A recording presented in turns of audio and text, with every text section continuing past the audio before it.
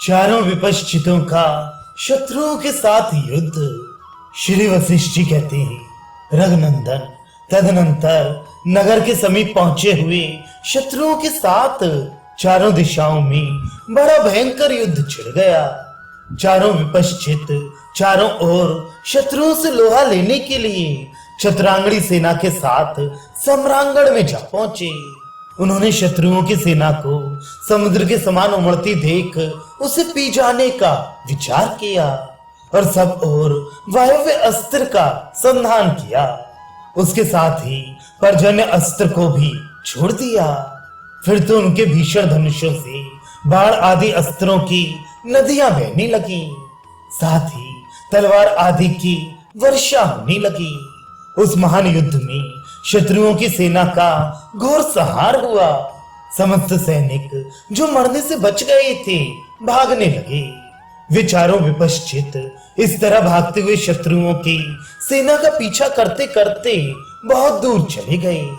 संपूर्ण शक्तियों से परिपूर्ण एकमात्र चेतन परमेश्वर से प्रेरित हो समान अभिप्राय वाले उन चारों वीरों ने संपूर्ण दिशाओं में विजय प्राप्त कर ली।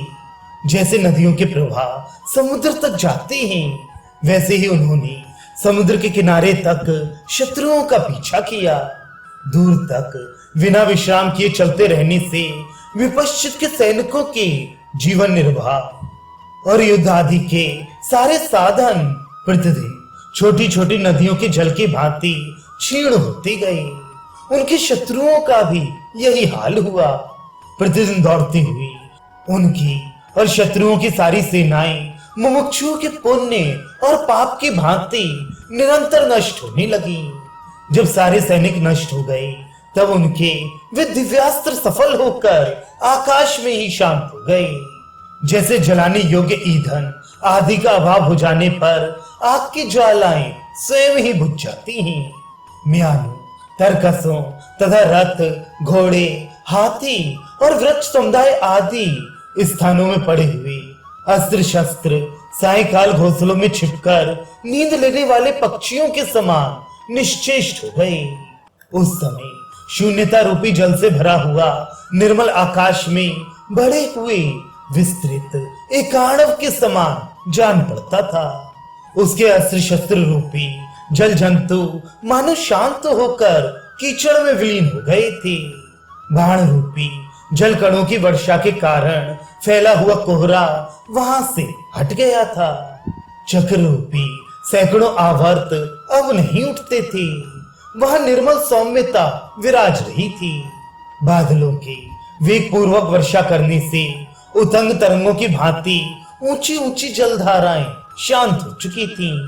नक्षत्र रूपी रत्न राशि अंदर छिप गई थी और सूर्य रूपी बड़वान नल उसके एक देश में विद्यमान था। सूर्य आदि के विस्तृत प्रकाश से युक्त गंभीर एवं प्रभापूर्ण धूल रहित व स्वच्छ आकाश महात्माओं के रजोगुण रहित आत्म प्रकाश से पूर्ण गंभीर एवं प्रसन्न मन की भांति शोभा पा रहा था।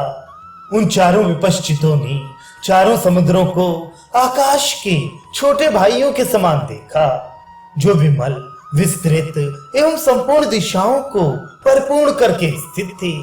ऊंची ऊंची तरंगे जिनमें जल जंतु भी ऊपर को उड़ जाते थे, इस तरह नीचे गिरती थी मानो आकाश के टुकड़े टुकड़े होकर नीचे गिर रहे हों। अपनी उठती हुई तरंगों द्वारा अगवानी सी करते हुए क्षीर समुद्र के विशाल तट पर जब विपश्चित की सेना पहुंची तब उन्हें अपने सामने गगनचुंबी पर्वत के शिखर पर भ्रमरों के समान काली वन पंक्ति शोभा पाती दिखाई दी, जो इलायची, लौंग, मौलसिरी, आंवला, तमाल, हिमताल और ताड़ के पत्तों के तांडव नृत्य से विभक्त सी जान पड़ती थी।